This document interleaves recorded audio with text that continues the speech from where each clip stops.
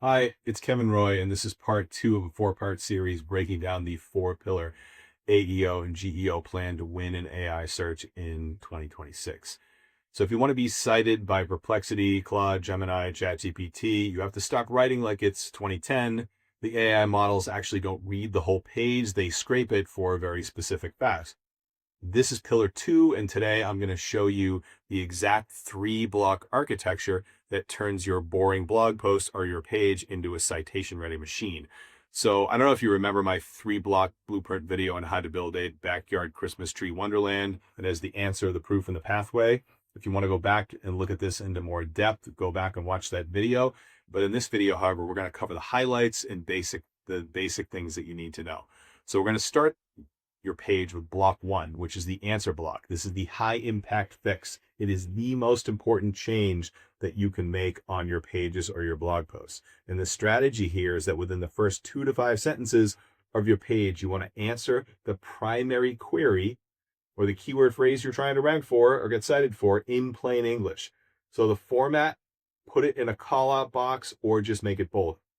So for an example, like don't say, in this article, we're going to explore the various nuances of tax law.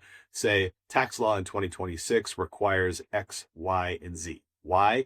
This is what the AI engines lift the top paragraph in their results that they display. They're displaying these answers. So block two is the proof block. That's structuring your page. It's the meat of the page. Once you give the answer, you have to go prove it. And AI loves structured proof. So turn your explanations into clear formatted paragraph blocks, FAQs, bullet points, numbered lists, tables, easy to digest, clear pieces of information. Then block three is the pathway block, or what's in the neighborhood. Why is this important? Is that AI doesn't just want one answer. It wants to know what's next so it can make an entire informed story about what this topic is about. So the fix here is at the bottom of the page, add people also asked or follow-up questions. If you're wondering what to write, a good strategy is to use Google search and see what other queries people are looking for that are related to that search. It's at the bottom of the page in a search, and then you turn those queries into your H3 subheadings at the bottom of this page and then give them one sentence answers. Now we want to layer in the schema. So you might need a developer to do this while you handle the text. Why is this important? This is super important. So schema is the way it's structured that AI engines access structured facts. So they're looking for things like, what is a price? Who is the author? Where is this located?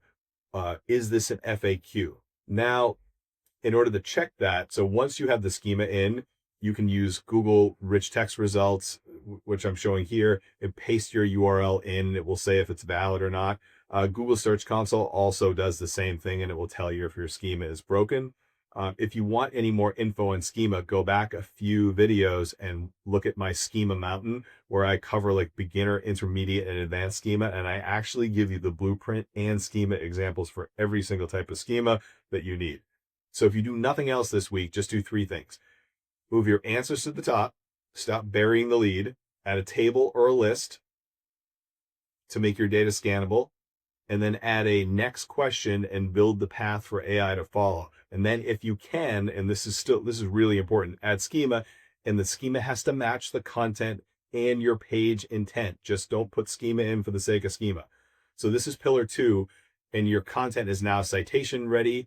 In the next video, I'm going to show you the entity and trust piece where we prove the AI that you're actually an expert worth quoting. Thank you. See you then. Thank you.